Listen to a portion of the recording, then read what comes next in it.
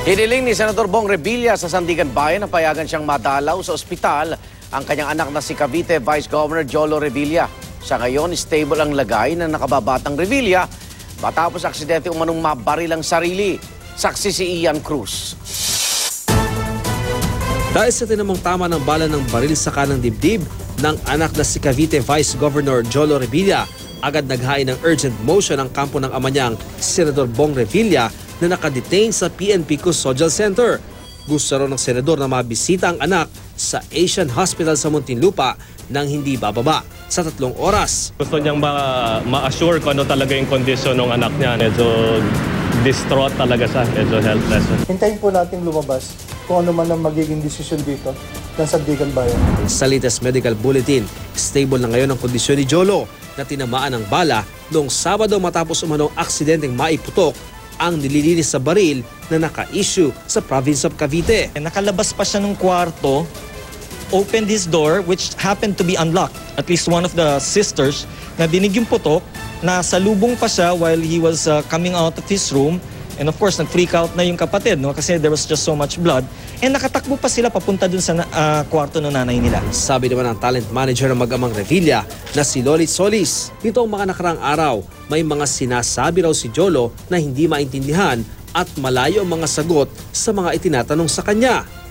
Hinala ni Solis, baka sadyang nagbaril sa sarili si Jolo. Dahil nakakulong yung tatay niya, feeling niya parang wala na silang pader. Among doon sa mga kids nila, ang pinaka-affected nung nangyari ito kay Bong Revilla, si Jolo.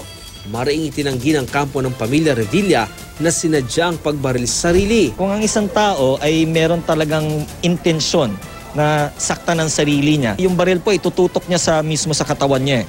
At yung anggulo po nito ay dun sa isang parte ng katawan na talagang halos hindi mo na mararamdaman kasi patay ka na. Git pa ni Fortune, kaliwete si Jolo at ang trajectory o direksyon ng bala ay katulad sa isang accidental firing.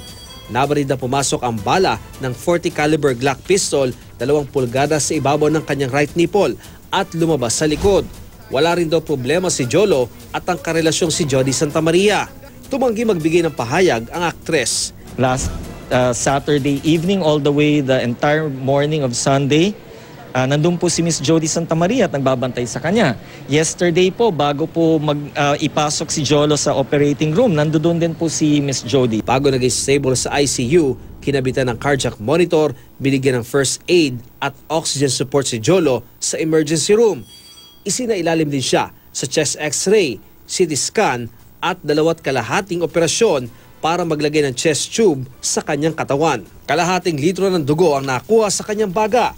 Nilagnat din siya kaninang umaga. There might be some complications arising out of the operation yesterday or probably some sort of infection. Umaasa ang pamilya ng vice-gobernador na maililipat na rin siya sa regular room.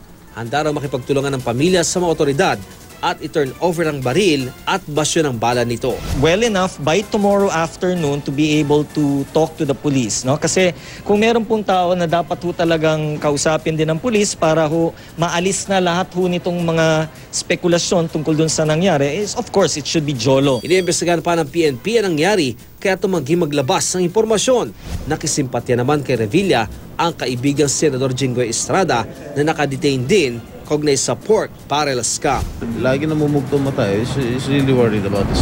Ako si Ian Cruz, ang inyong saksi.